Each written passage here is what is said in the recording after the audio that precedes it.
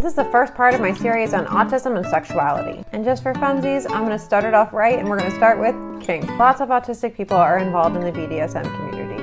In a lot of ways, BDSM makes a lot of sense, especially for people that are sensory seekers.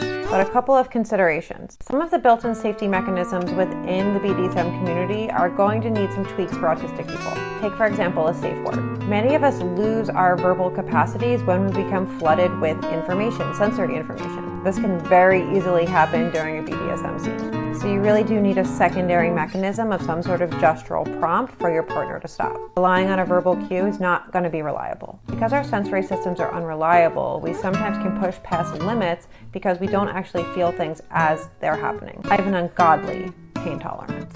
So your partner needs to be aware that your interoception is not always reliable, and take that extra level of precaution and checking in. Follow for more. Spleen 6 helps boost libido. Did I say boost libido? It's located 1 hand's width up from the medial ankle bone, behind the medial crest of the tibia. If you slide your finger up from the medial ankle bone, up the ridge, it'll fall into a little hole. Spleen 6 helps to move blood circulation in the lower abdomen and the reproductive organs.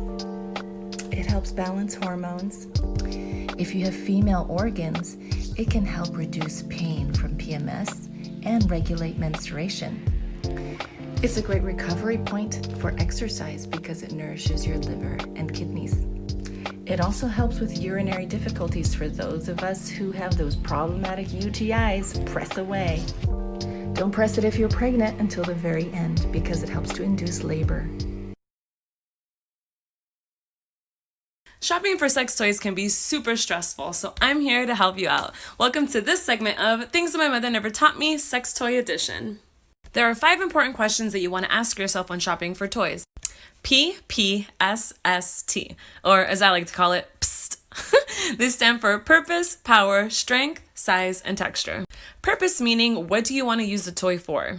Power meaning, do you want rechargeable, plug-in, or battery? Strength meaning how strong you want the vibrations. Size meaning how big you want the toy to be.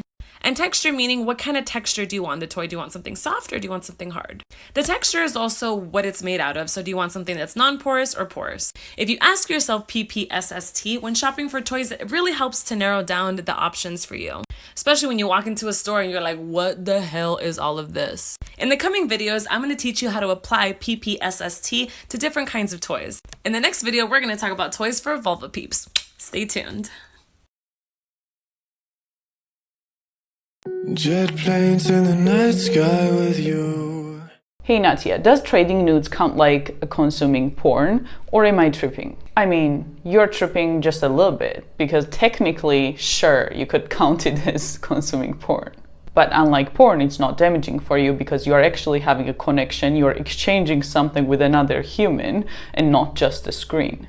Plus, you're entertaining your creative side and you're not just consuming something from the screen, you're actually participating in it. So exchanging nudes would not be counted as unhealthy. I would go out tonight, but I haven't got a stitch to wear. This man said it's gruesome. Hi, and welcome to this segment of Things That My Mother Never Taught Me, Lubricants Part 2. There are 4 different types of lubricants out there: silicone, water, oil, and flavored. In this video, we're just going to talk about water-based lube. Water-based lube is awesome because it's the safest lubricant that exists. It's great for all your toy materials, it won't break any of them, which is wonderful, and it's also awesome if you have sensitive skin. If you're prone to yeast infections, I would highly recommend looking for a water-based lubricant that's paraben and glycerin free. A few cons of using water-based lube is that it does get sticky once it dries, and it doesn't last as long as other lubricants do. If you're looking for a water-based lube that is going to last a little longer, I would recommend looking for something that has a thicker consistency or is kind of like a jelly texture. I hope this was helpful, and I'll see you in the next video. Bye!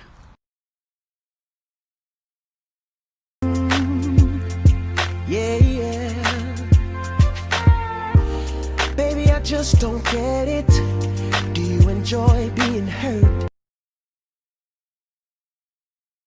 Hi guys, we just wanted to pop in and show you guys the different sizes and condom options that we offer. So we have our latex-free condoms for people with latex allergies. Then we have our standard size condoms from the One brand.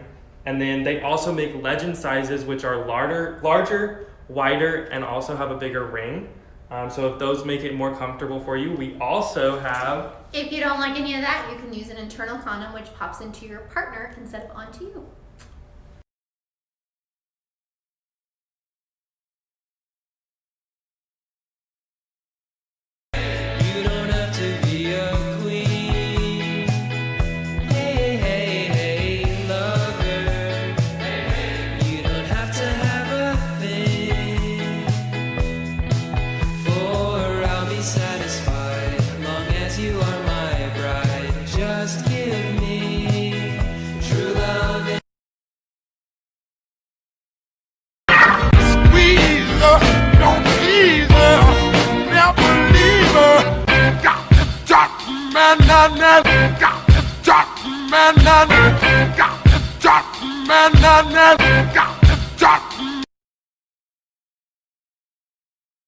Dear men, this is the biggest drug addiction on the planet. See, when you see an attractive woman, your brain releases a neurotransmitter called dopamine.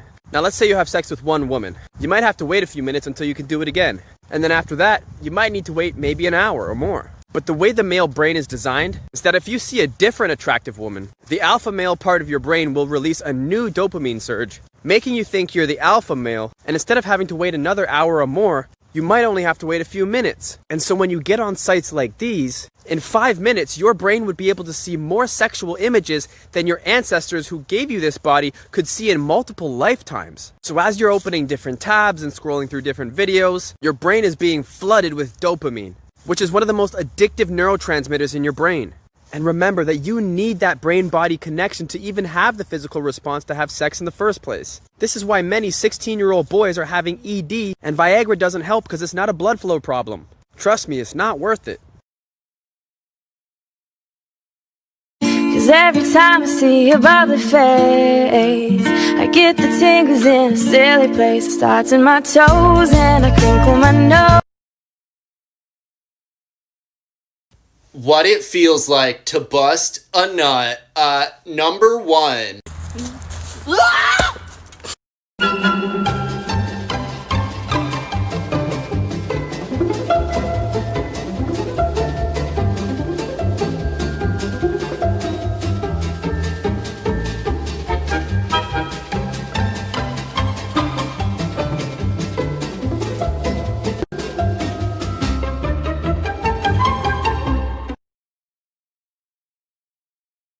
I'm so scared and I really don't want to get pregnant, but I can only use condoms as protection because my mom doesn't take me to gynecologist. So what can I do? I want to be more protected. Please help. I'm 17. I haven't had sex before, but I'm talking about it with my boyfriend. Sorry about my bedding lip. Condoms are actually pretty safe unless they break. In fact, they're around 98% safe. You have to just make sure that it's a right size, it's not expired, it hasn't been sitting under the sun or any kind of too much heat. Make sure it's properly sealed and it wasn't broken accidentally. Do not use oil-based lubrication with latex condoms because they may damage latex. But it's okay to use a glycerin or silicone-based lubrications or your saliva. If on top of that you want to be extra safe, use pull-out method with the condom as well.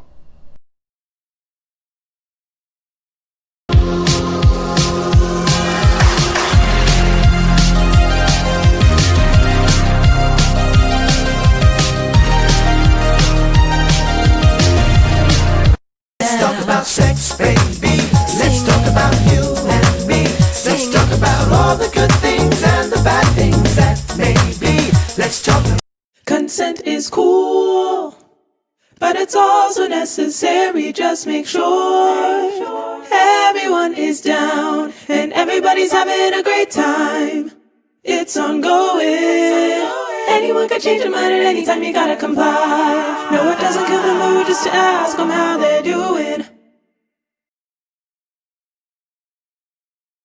Libido discrepancy is one of the top couple sex issues, and you need to know about spontaneous versus responsive desire because it could be a factor. Spontaneous desire is what most of us think is the only way to get turned on. It's like what happens in the movies. Out of nowhere, a piece of stimuli, boobs, makes your brain go, sex! Horniness takes over and suddenly you're ripping off clothes. Responsive desire means I'm not really gonna get turned on until we've started the sex. Maybe it's going to take some kissing or a little first or second base action until I'm ready to rip off clothes. Until that happens, I could take it or leave it.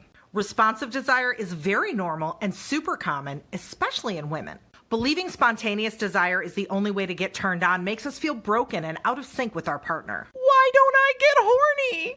Nothing's wrong at all. If you're more of a responsive desire type, you might just need to pump the gas a little before the engine turns over. Knowing your desire type can change your sex life for the better. So I wanted to talk about this real quick because I've gotten so many comments on my last video about this thing right here saying I was too vague, I needed a better description. Some people asked for demonstrations, which I'm not doing. Thank you for asking though. But so if you're seeing this and you've seen it before and you don't know what it is, you are who I am talking to. This is the internal structure of the clitoris, okay? So these are the clitoral lobes. Right on top of there is where the labia, aka lips, will sit. And there is the little bean there that is covered by this little hood. So the inside, very sensitive. Then, right there is where you go in. That is the vaginal canal, okay? And then back here is that wall of tissue, very sensitive, clitoral complex tissue, very sensitive. That's connected to the G-spot. That's where you make it rain, homies. There you go.